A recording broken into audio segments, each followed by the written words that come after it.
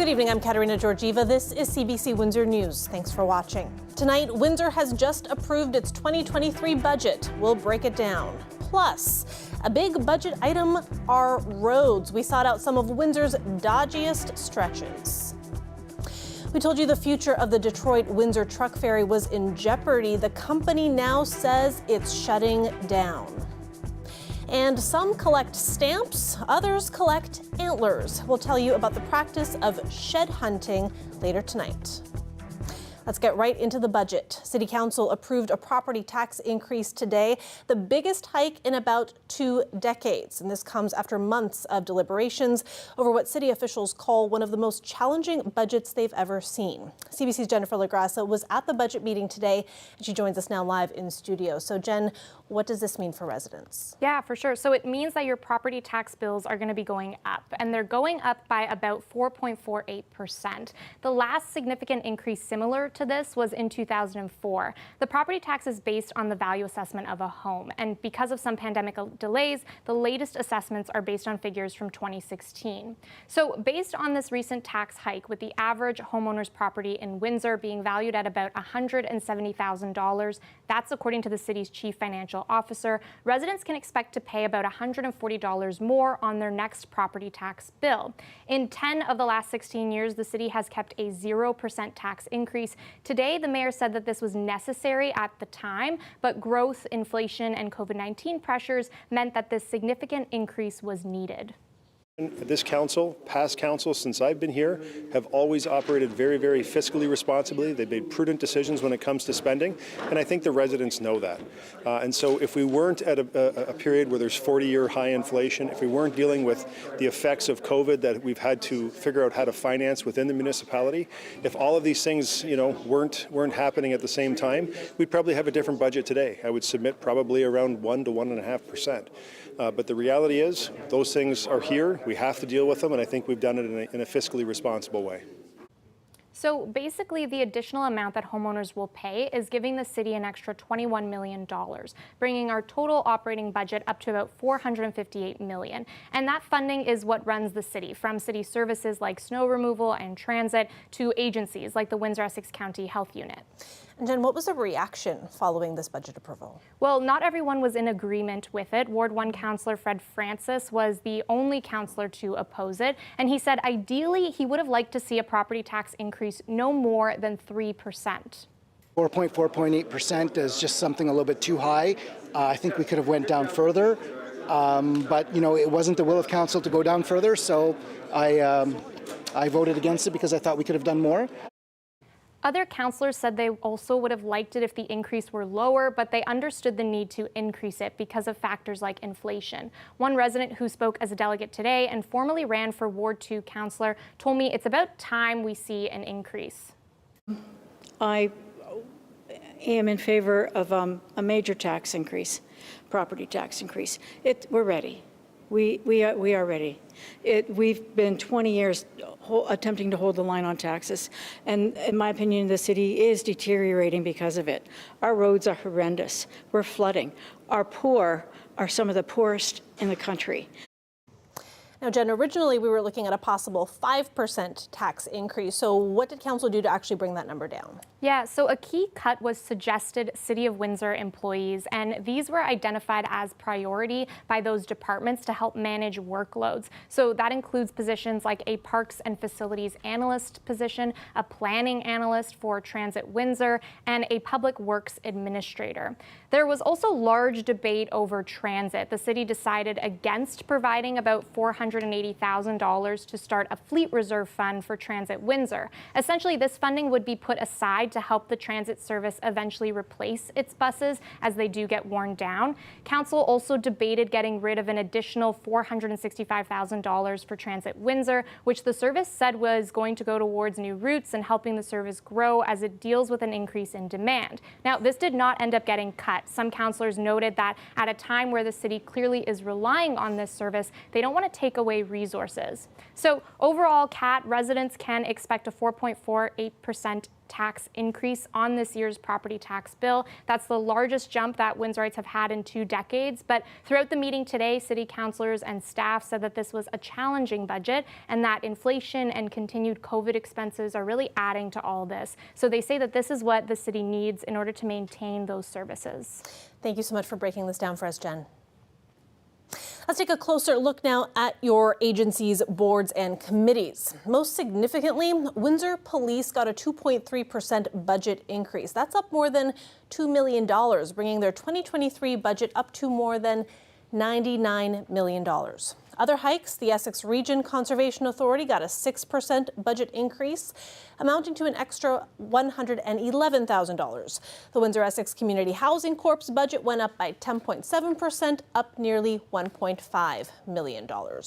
And there was one requested increase that did not pass from Arts Council Windsor. The request was a 66% increase in funding, which amounted to $10,000. But council opted to keep the status quo, leaving them with a $15,000 budget, same as last year. And a big chunk of your tax dollar goes towards road repair. And I'm sure we've all got a section in the city we would like to see fixed. The CBC's Mike Evans took a drive around Windsor to hear about problematic potholes and how the city plans to fill them up.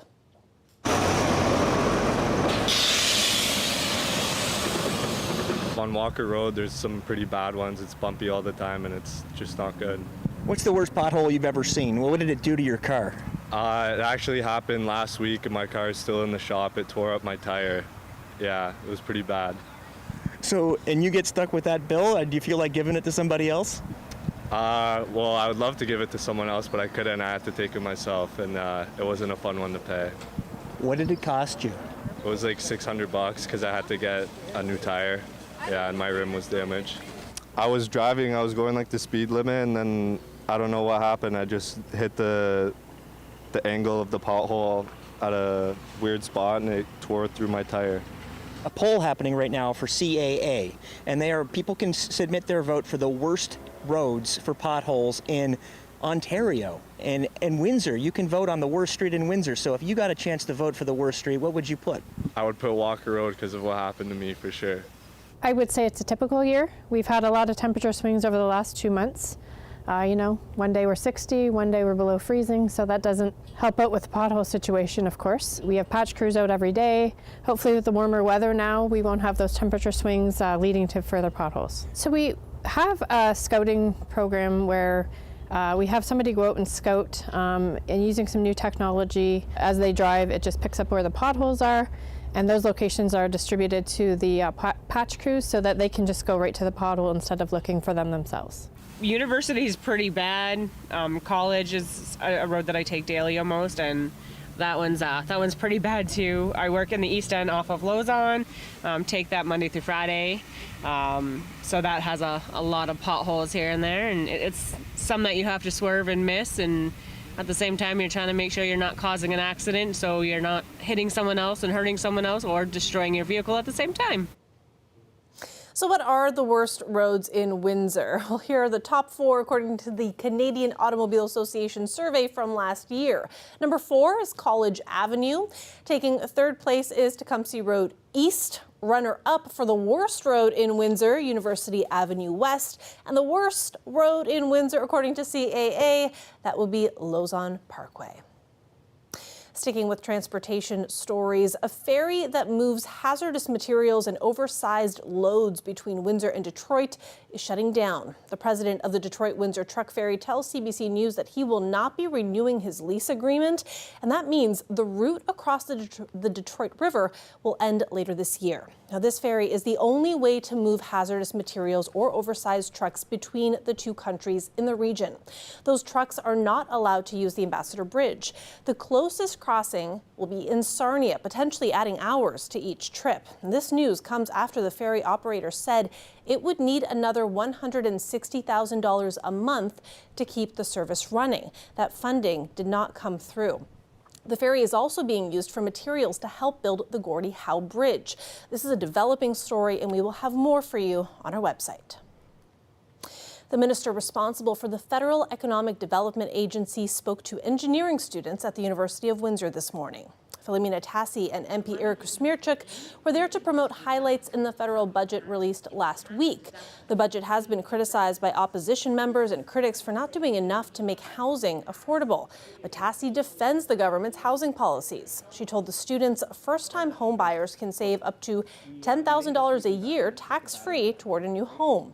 They can save up to $40,000 total for the program, while pointing to other initiatives as well, she says. We know that affordable housing is very important to Canadians, and there are a number of measures, whether you have the Rapid Housing Initiative, whether you have the $4 billion accelerator fund that was just announced.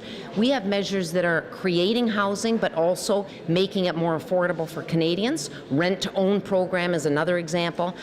We've just finished the rent relief program, a $500 rent rebate that was given to Canadians. So there are a number of measures on the housing front that's in place.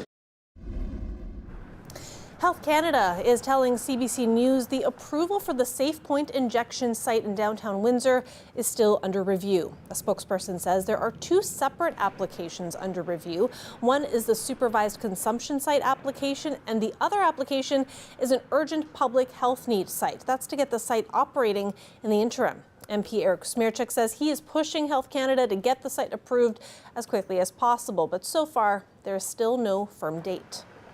I can tell you I have been in communication, direct conversation with Ken Blanchett at the Windsor-Essex County Health Unit.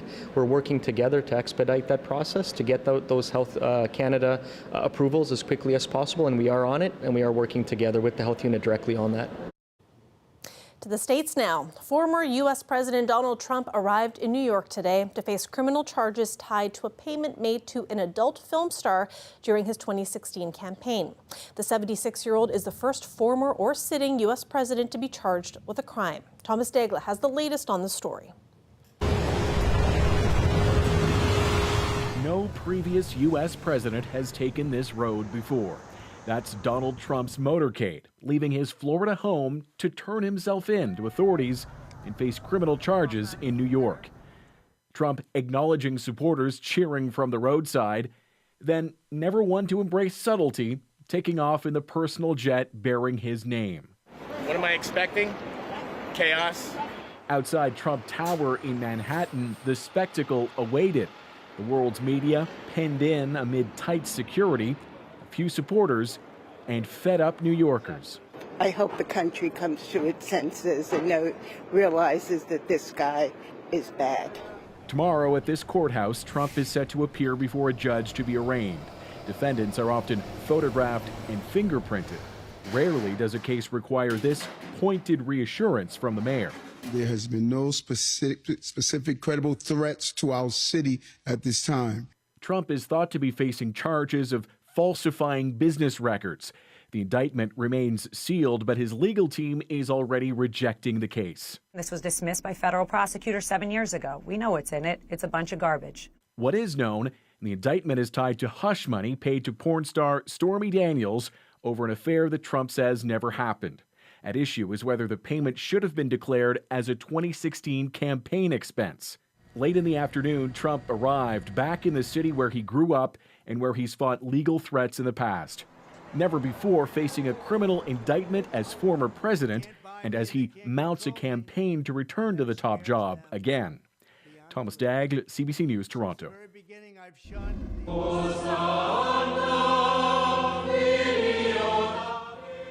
After being released from hospital on Saturday, Pope Francis led Palm Sunday service at the Vatican.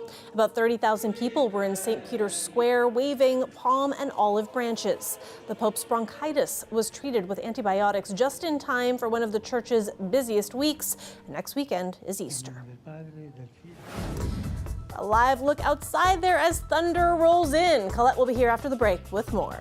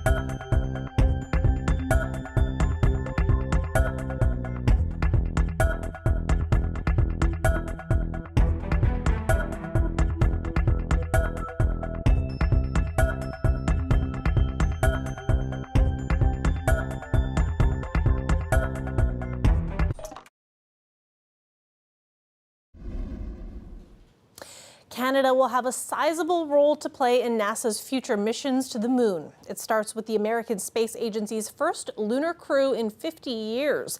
Canada's Jeremy Hansen will join 3 American astronauts for a lunar flyby next year. Nicole Martellero has more of Canada's big hand in returning humans to the moon. Ladies and gentlemen, your Artemis II crew. What an exciting day here in Houston. The feeling was electric at Ellington Field. You know, even before the official announcement of the astronauts, you could see Jeremy Hansen smiling among all those astronauts ear to ear. So it was a little bit of a giveaway, but also, you know, it doesn't come as much of a surprise because Jeremy was recruited at the same time as David Saint-Jacques in 2009, and he's been training extensively ever since then. It kind of felt like it was his time. So here's actually what he had to say about the announcement and what it means for Canada. For decades now, literally thousands upon thousands of Canadians have risen to that challenge, working together under a vision to take step by step, and all of those have added up to this moment where a Canadian is going to the moon with our international partnership, and it is glorious. As he said, we have been leaders in the industry, in science and space. It's funny because not a lot of Canadians know that. We've had instruments on Martian rovers. We've had an instrument that's gone into the asteroid belt. And of course, the Canadarm, the iconic Canadarm. And Canadarm3 will be part of the Lunar Gateway, which is the first space station that will orbit the moon. And it will serve as a jumping off point for them going to the moon and to Mars. It's basically showing that NASA trusts Canada and our achievements. And I also want to say that it was really nice to see the support from all the astronauts for Jeremy, and especially his Canadian colleagues. I mean, clearly really thrilled about this historic announcement for Canada. Nicole Martellero, CBC News, Houston. And astronaut Jeremy Hansen says that one of the main reasons a Canadian is going to the moon is the country's can-do attitude. For decades now, literally thousands upon thousands of Canadians have risen to that challenge to bring real value to the international partnership with respect to space exploration, to bring real solutions. Our scientists, our engineers, the Canadian Space Agency, the Canadian Armed Forces, across government, all of our leadership working together under a vision to take step by step, and all of those have added up to this moment where a Canadian is going to the moon with our international partnership, and it is glorious. We had a pretty stormy weekend across Windsor, Essex, but thankfully we were spared the destruction seen just across the border in Michigan. This is Dundee Township, about 30 minutes south of Ann Arbor, and these photos are from Saturday morning. The Weather Service confirming a tornado did hit the area. It was right in the downtown core, and officials say that no one was injured, no major damage reported on this side of the border in our area. And today, officials are keeping a close eye on the Thames River in Chatham. This is a look at the rising river late in the afternoon. Officials have put the community on flood watch, and they're warning businesses along the Thames that basements could flood tomorrow. This is the scene in downtown Chatham. People are asked to be cautious around waterways. The Thames is about 2 meters higher than normal and is expected to continue rising. Officials don't think it will peak until tomorrow night. Now, this kind of flooding isn't unheard of. It's part of the expected spring thaw. The Windsor Morning will have the Conservation Authority live on the show tomorrow for an update. But right now we turn to Colette Kennedy for the latest. Colette, what can people expect overnight, especially as right now sitting here, I could actually hear thunder and we've seen some lightning on our tower cam. So what's going on? Yeah, and you're going in exactly the right direction of what does this mean? Well, when we have thunderstorms, we have heavier downpours. It's very localized, but certainly we're looking at some of these areas picking up rainfall, and it's not going to help with the levels and the flooding situation there. And it's not just what's happening tonight and tomorrow, it's going into Wednesday. I'm almost more concerned about the severe weather risk into Wednesday here. So rain in this area where the special weather statement is. Now, Chatham-Kent not in this, but obviously can have an impact here. Heavy at times, 15 to 30 millimeters, but this is just with what's going through, like I say, into tomorrow morning. It's the next round where we're going to see even more coming through, and I'll show you some of the accumulation projections here in a second. The current temperatures, well, we know we have the milder air in place. That was one of the positive things, but here are some of these lightning strikes showing up on the radar and the thunder that you're hearing. So embedded thunderstorms here, that's where we're going to see that tracking, and they're almost tracking, like, see that right across Chatham-Kent? Basically due east with these, and that's why we're going to get this situation where things are exacerbated by even more rainfall. Taking it through the overnight into tomorrow morning, then we get a break, perhaps even some sunny breaks, so not just a break from the precipitation, but in the cloud cover. But the setup as we go now, taking you Tuesday overnight into Wednesday, the really mild temperatures out ahead of a sharp cold front that's going to be coming through with some upper atmosphere support, wind support. That's where we could see some of these thunderstorms really developing quite strong and the risk of severe weather, but it's also how much rain can go down. So just looking at what happens, I'm merely showing you what kind of goes on between tonight and into tomorrow. These amounts, check out St. Thomas, where it could be much more than that 30 millimeters, and then we're going to add to that into Wednesday. The overnight temperatures in terms of what we are looking at, well, at least we know that those are going to be mild, 7 degrees, Leamington around 6, Chatham, Kent 7, and for London about 5 degrees. But I want to show you what happens over the next few days, because I know we have a holiday weekend coming. It's still several days away, but if we can get through Wednesday, then we are going to see things getting much better. A lot of improvement will be coming. So here we go. For tomorrow, up to 11 degrees, another night with 7 degrees for our low. Wednesday, yes, it's nice to see a 20 on the board, and that is where I have us at this time, but that means when that cold front comes through, that provides lift. Plus, like I said, some support in the upper atmosphere. That's where we can get in the risk of seeing severe thunderstorms. So we'll be watching for that very carefully. Windy conditions as that front goes through. Once we get behind it, there we go. Some clearing, a mix of sun and cloud for us into Thursday. Good Friday, sunny, 10 degrees. Really, the temperatures, it's not that they're going to get cold, Katarina. It's just that they're going to kind of be knocked back closer to seasonal. It's still double digits. I mean, that's still great. It's not 21 degrees, but I'll take 12 for the weekend. That's and great. This pattern, right, if we can get that high pressure, that ridge building in, it's really going to make for some nice conditions. Thanks so much for that, Colette. You're welcome. When we come back, I'm going to tell you about a man's antler collection. I said antlers. Stay with us.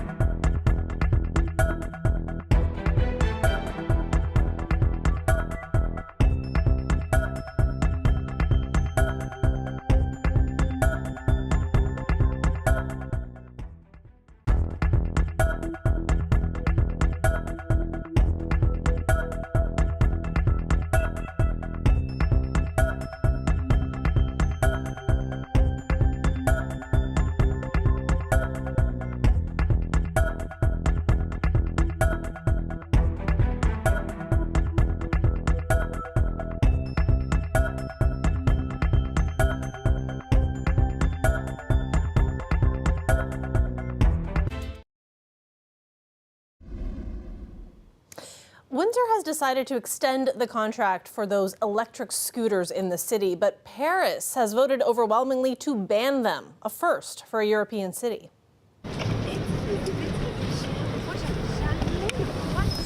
More than 90% of those who voted yesterday support banning the scooters from city streets. Many residents say they're fed up with speeding teens and drunk tourists causing chaos. 3 deaths and 450 injuries were blamed on electric scooters last year. The city says the gadgets are often abandoned or thrown in the river and turn into an environmental nuisance. In the last 5 years, the e-scooters have become increasingly popular. There are about 15,000 of them flying around the city on any given day. And we love highlighting people with large collections of stuff here at CBC Windsor. And this week, we wanted to introduce you to Chris DeRoche, an avid fan of shed hunting. Now, this might not be the picture that you thought you'd see. Deer antlers lining the wall of his shed in Windsor. He's found more than 30 antlers already this year alone. Deers shed these antlers every year. They drop to the ground and the animal carries on. DeRoche finds them walking through the forest, and he's been doing this for 8 years. And despite having racks upon racks of these, DeRoche says shed hunting is getting competitive. And apparently, they're a great source of calcium and are popular with people's pets. And that is it for CBC Windsor News. For more news, you can always go to cbc.ca/Windsor. And you can, of course, find us on Facebook, Instagram, and Twitter. Thanks so much for watching, and have a great night.